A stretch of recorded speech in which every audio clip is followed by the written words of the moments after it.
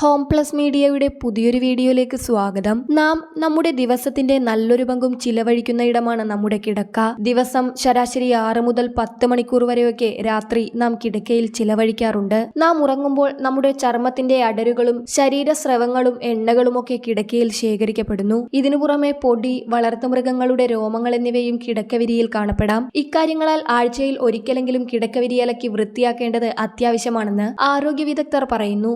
ഇനി കിടക്കവിരി അലക്കുന്ന രീതി അതിന്റെ വൃത്തിയെ മാത്രമല്ല ഈടുനിൽപ്പിനെയും സ്വാധീനിക്കുന്നു. കിടക്കവിരിയിൽ കറകളുണ്ടെങ്കിൽ അലക്കുന്നതിന് മുൻപ് നല്ലൊരു സ്റ്റെയിൻ റിമൂവർ ഉപയോഗിച്ച് കിടക്കവിരിയെ പ്രീ ട്രീറ്റ് ചെയ്യേണ്ടതാണ്. ഒരുവിധം കറകളൊക്കെ സ്റ്റെയിൻ റിമൂവർ ഉപയോഗിച്ച് നീക്കം ചെയ്യാൻ സാധിക്കും. രക്തം, കാപ്പി, വൈൻ പോലുള്ള കടുത്ത കറകൾ നീക്കം ചെയ്യാനായി വാഷിംഗ് മെഷീനിൽ ഇടുന്നതിന് മുൻപ് ഒരു രാത്രി കിടക്കവിരി സ്റ്റെയിൻ റിമൂവറിൽ മുക്കി വയ്ക്കേണ്ടതാണ്. ഗ്രീസ് കറകൾ മാറ്റാൻ ഡിഷ് വാഷ് സോപ്പുകളും സഹായകമാണ്. തുണികൾ ഡ്രയറിലേക്ക് മാറ്റുന്നതിന് മുൻപായി കറകൾ പോയോ എന്ന് ഉറപ്പാക്കേണ്ടതാണ്. കടുത്ത കറകൾ നീക്കം ചെയ്യാൻ ചെറുചൂടുവെള്ളം കഴുകാനായി ഉപയോഗിക്കാം.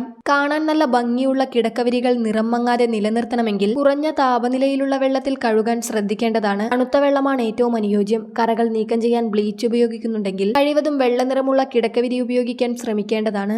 സംവേദനത്വം കൂടുതലുള്ള ചർമ്മമുള്ളവർ പുതിയ കിടക്കവിരികൾ ഉപയോഗിക്കുമ്പോൾ ഒരു കാര്യം ശ്രദ്ധിക്കേണ്ടതുണ്ട്. വിരിയിലെ ചുളിവുകൾ കുറയ്ക്കാൻ ഉദ്ദേശിച്ചുള്ള ചില റെസിൻ ട്രീറ്റ്മെന്റുകളിൽ ചെറിയ തോതിൽ ഫോർമാൽഡിഹൈഡ് അടങ്ങിയിട്ടുണ്ടാകും. ഇത് ഡെർമറ്റൈറ്റിസ് പോലുള്ള ചർമ്മരോഗങ്ങൾ ഉണ്ടാക്കാം. ഫാബ്രിക് സോഫ്റ്റ്നറുകൾ എപ്പോഴും ഉപയോഗിക്കാതിരിക്കുവാനും വിദഗ്ധർ ശുപാർശ ചെയ്യുന്നുണ്ട്. കുറഞ്ഞ ചൂടിൽ കിടക്കവിരികൾ ഉണക്കുന്നത് അവയിലെ ഇഴകളെ സംരക്ഷിക്കുകയും ദീർഘകാലം ഈടുനിൽപ്പ് നൽകുകയും ചെയ്യുന്നു.